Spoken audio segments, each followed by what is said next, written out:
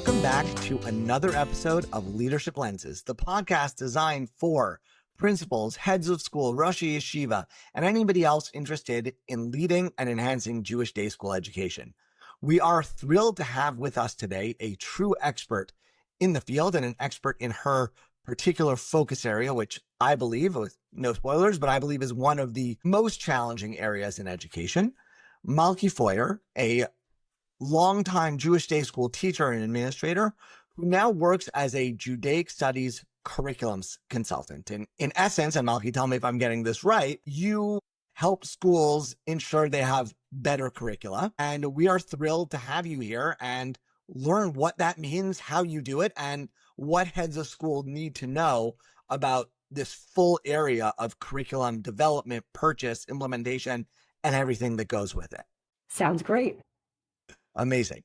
So just to begin with, give me the 30 seconds on Malki Feuer. I believe you're Judaic Studies by Design, which is a name I love because I know that we both love the understanding by design curricular design methodology.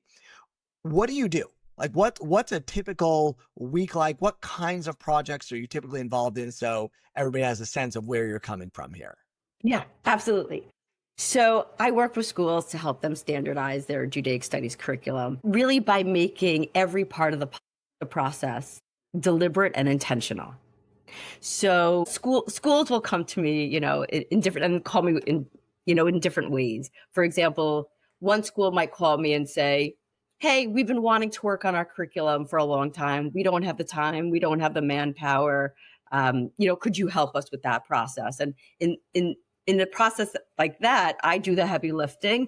The school does the steering and the directing, and I, and we go through the process together.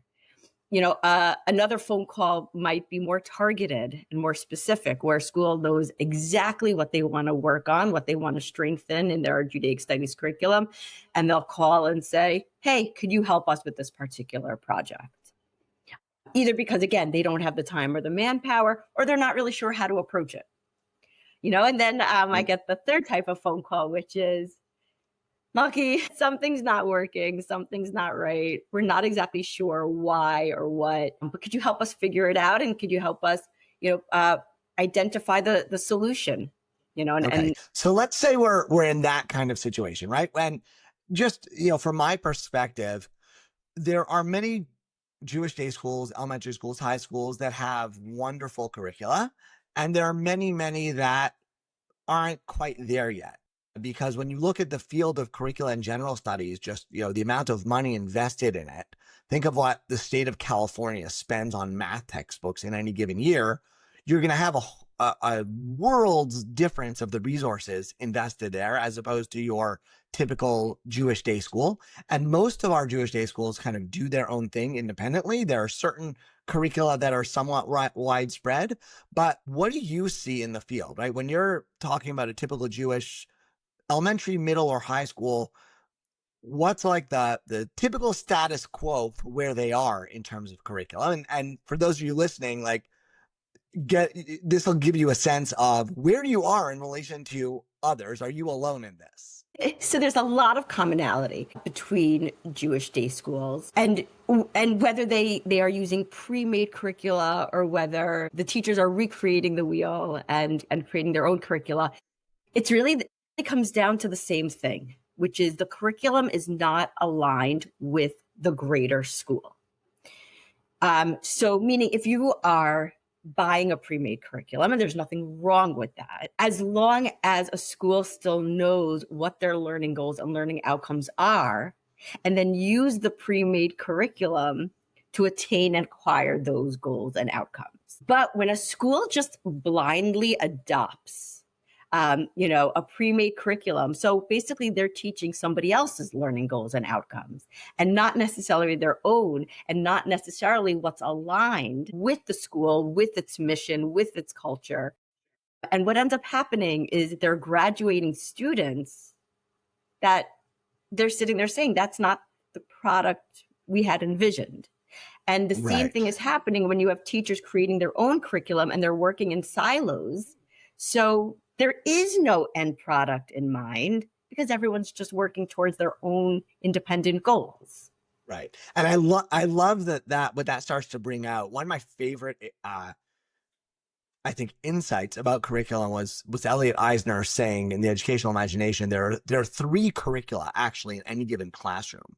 There is the written curricula, and that's the stuff you purchased and put on the shelf or on the software platform that you have. That's one. There's the taught curricula, and that's what the teacher actually decides to do with it. And then there's the learned curricula, which is what the students actually get at the end. And it's only that third one that actually matters in terms of where our graduates are. The first and second are only a way to get to the third. But I know as a principal, my teachers were often turning to me, particularly in the beginning. Some areas we had curricula, some we didn't. And teachers, they're like, we can't create everything from scratch. You need to get us stuff. And so then in my first years, I bought lots of stuff, right? We actually ran out of closet space in the school because I got so much stuff. And on the one hand, teachers were happy. And on the other hand, they were still like, well, now I got a lot of stuff, so I can keep the kids busy really effectively. But that doesn't necessarily mean that they're learning or learning what we want them to learn. So how do you cut through that, especially when we know as principals, what we want doesn't necessarily mean that teachers want the same thing? Yeah. Okay. So you said so many things in the that last minute. So the first thing I will address is, and I love how you described it, because it's exactly that. Teachers come to the principal, the administrator. Administrator wants to support their teachers. And so administrator then, says, okay, you want me to buy you stuff? I'll buy you stuff. Administrator buys them, the teacher's stuff. The teachers then use it to a degree, if at all. They still are making their own sheets. They're still reinventing the wheel because once again, the teacher is now teaching somebody else's voice. It's still not what they need. And the fact that they're not using it and using it the way they should be, even after being well versed in the curriculum, what that tells you as an administrator is something is still not right. Something is still not working. And so the other point that I was going to say was teachers need to be part of the process.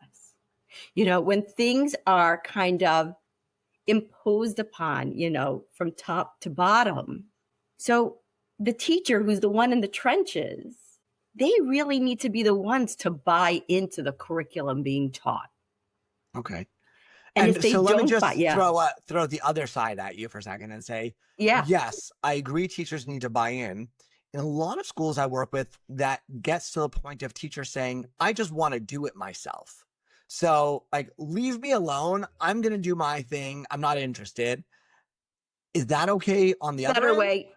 There's a better way to get buy-in, Okay. and it's not by every teacher saying, I'm going to get buy-in because I just want to work by myself in a vacuum. A school by definition is a continuum. And if it's not a learning continuum, then it's not a school, right? The whole point of a school is we start at the lowest grade and we build and build and build on the previous grade until we reach the end, which is when we should have acquired our end goal. And if we're not building on each other and everyone's just working on their own, it's not a continuum. There is no learning progression. And so instead, I think the right way to do this is by getting all the primary stakeholders in a room. So that's usually your teachers, your administrators. Sometimes it's even been board members, right? Who have a very strong role. That it's not common, but every school has got its own infrastructure. And so whoever is a primary stakeholder, right, they all need to be at the table. And the question really the entire conversation really needs to start with, by the time a kid leaves our school and graduates from our school, what should they know and what should they be able to do?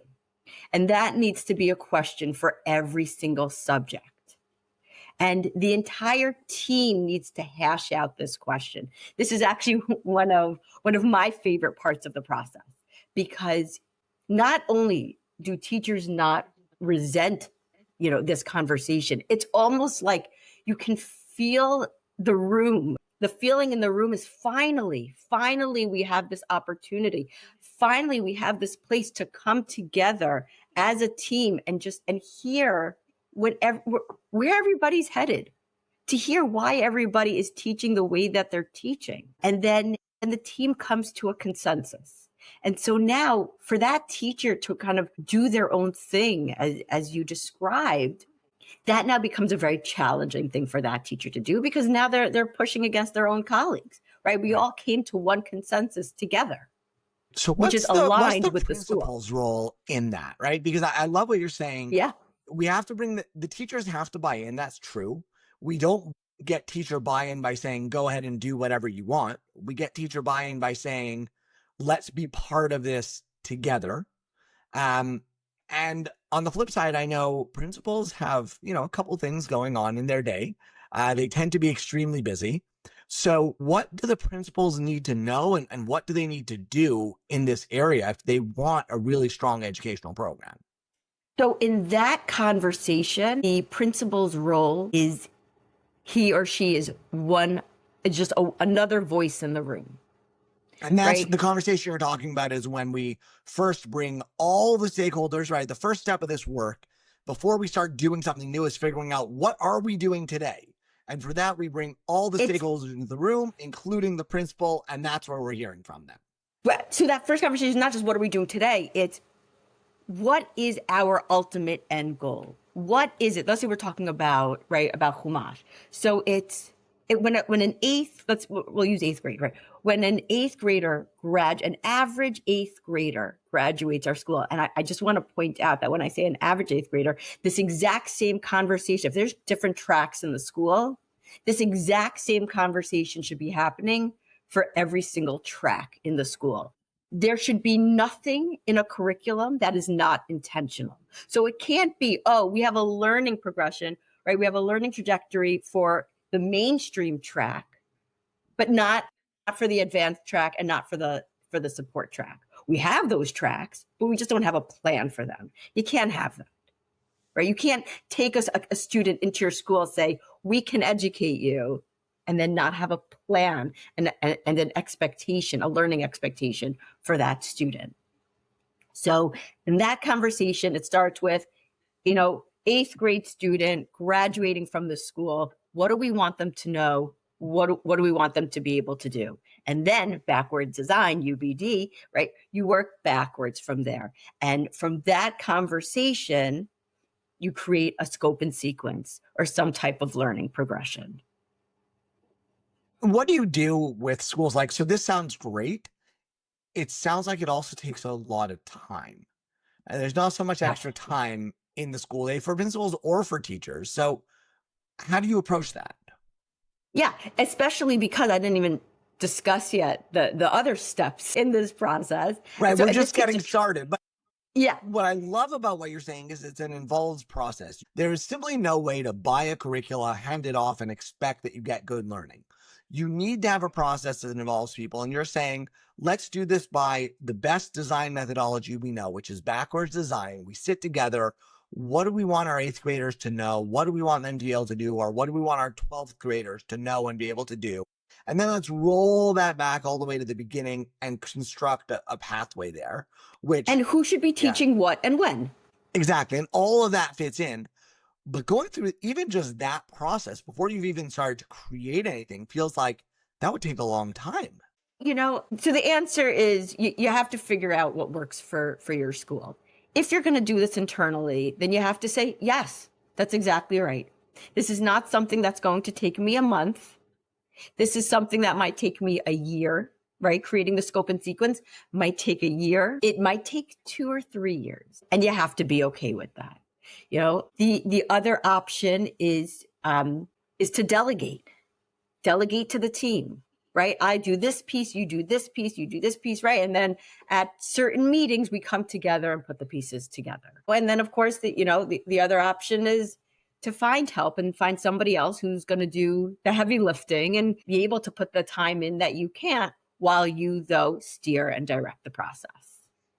Right. And I say something similar to heads of school when they're thinking about a new fundraising plan or a new school strategic plan or anything else along those lines. And that is, you're a head of school or you're a principal, you have a full-time job. And this other thing that you want to do is also a full-time job. It may only be a full-time job for 6 months or 9 months or even 2 years, but it's a full-time job.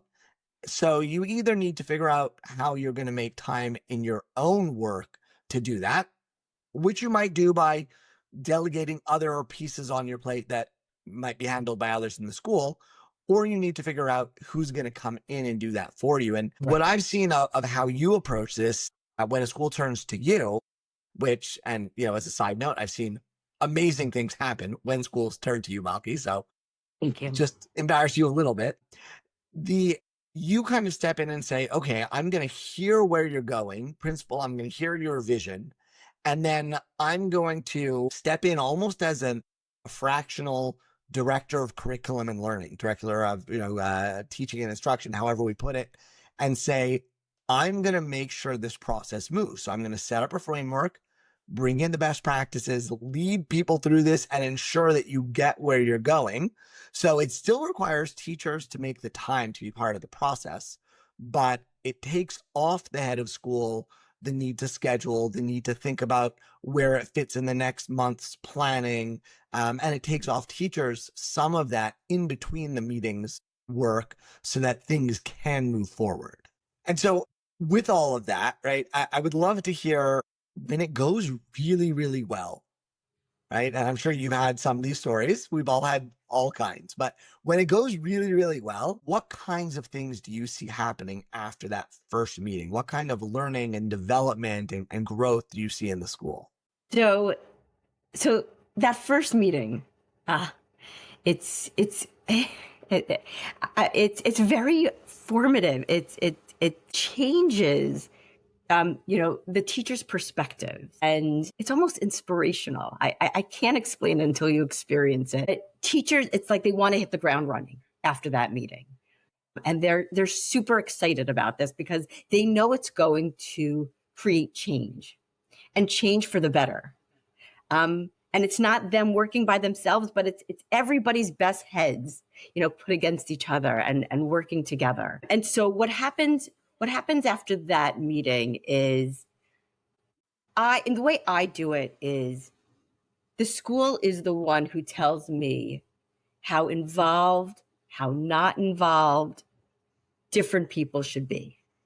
And so typically what ends up happening is we'll have this meeting based on the school's direction. I will create a scope and sequence. I will go over it with the administrator, or I will go over it with the whole team. And then or if I do it with the administrator will go back to their team. They'll look at it, give feedback, we'll tweak it.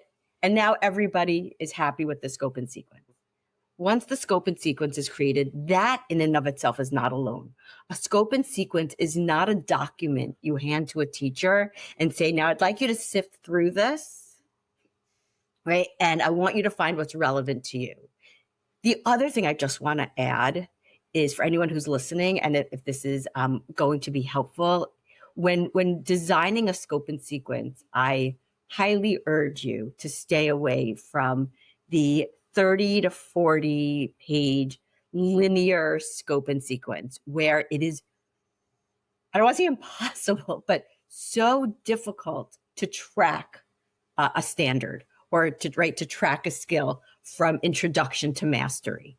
So I would encourage you, if you're going to create a scope and sequence or some type of learning progression, to do it in a horizontal design where you could just literally look at the snapshot. Right. And within three seconds or less, you're able to track. Exactly. And you Who's see what's introducing going it? on there across the board.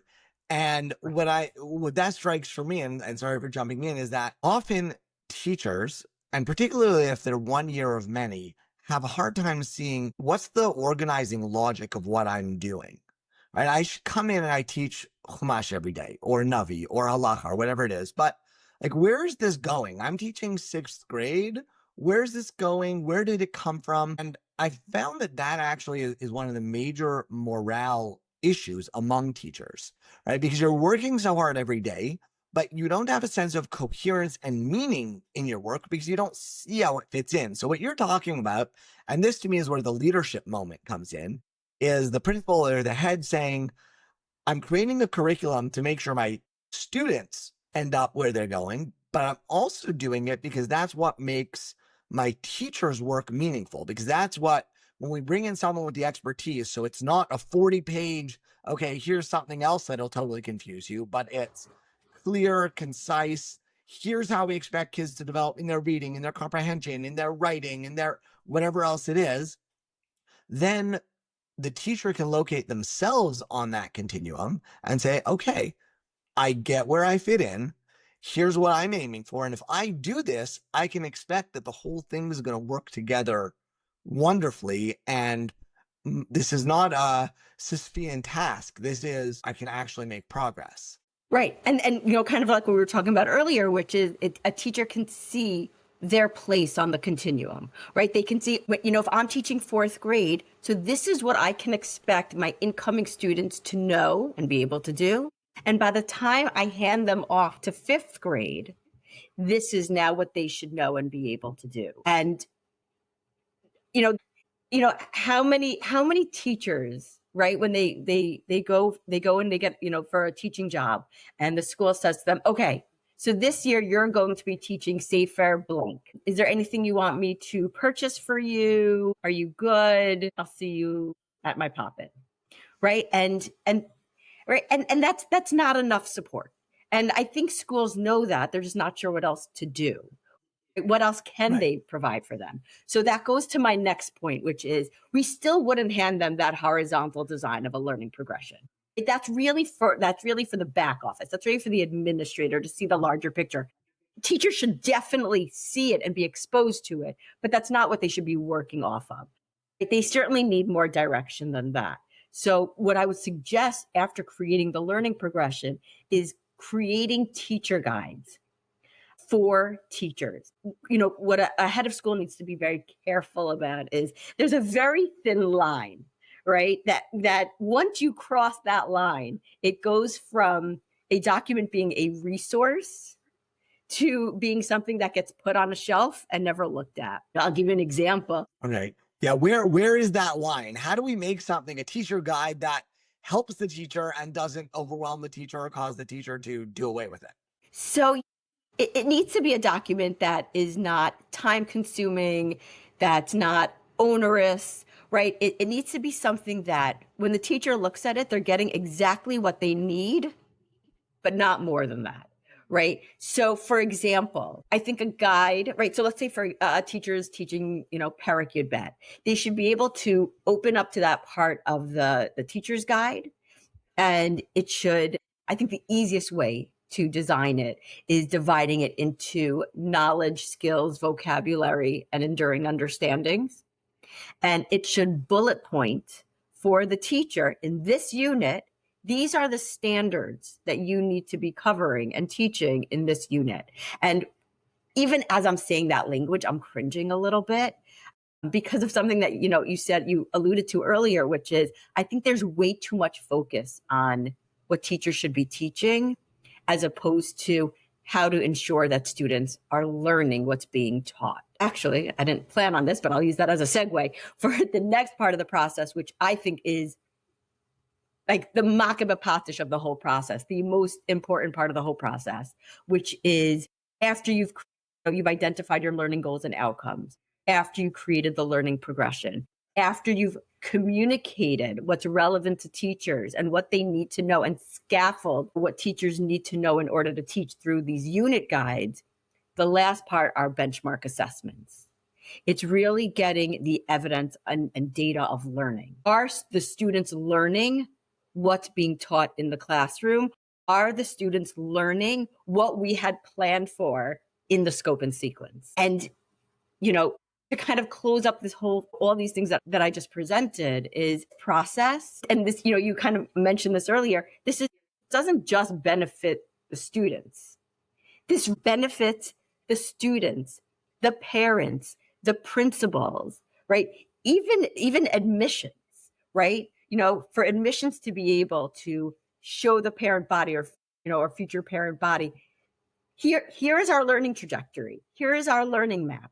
If you send your child to this school, you can now see exactly what that child will learn from beginning to end, right? It helps the students in terms of, learning excellence and learning achievement and growth in their learning, and being able to identify what they know and what they don't know, and what they're learning and what they're not learning. It helps the teacher in terms of knowing what to teach, and when to teach it. And even you could put in the guide how to teach it. And it also helps the supervisor, because now when they meet with the teachers, it's not, so tell me what's happening in your classroom, right? Instead, it's, you're up to Parak Yud Bet. Let me open up and see how are you teaching this Rashi, right? As if a supervisor knows that, a teacher struggles in a certain area, they could say, oh, I see that's coming up in this unit. How are you planning on teaching that? When the supervisor pops into the classroom, they know exactly what to expect and what the students should be learning.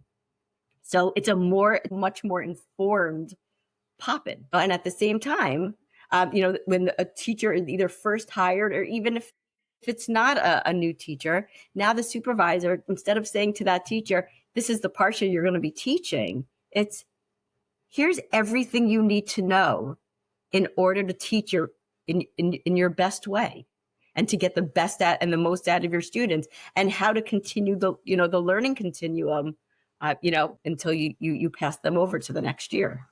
Right. Absolutely. And what I love about that, and I'll highlight a couple things as we wrap up.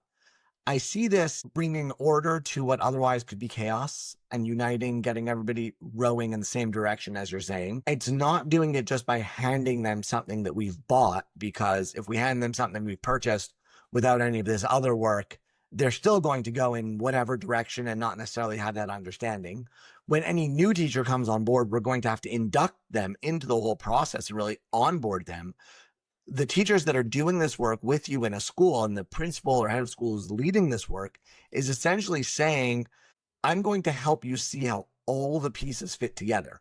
You have one of those pieces. You have a voice in some of those pieces, and we're going to help understand how your piece fits together with everybody else's piece, so that we're all moving in the right direction. And like you said in that last piece, as a supervisor, then I know where everybody should be moving, and I can help coach and support and push them in that direction. Obviously, there's a tremendous amount more to be said. Everything to do with curriculum really is time and energy intensive, and just so important, because at the end of the day, this is what the students are learning or not learning, depending on how we set it up.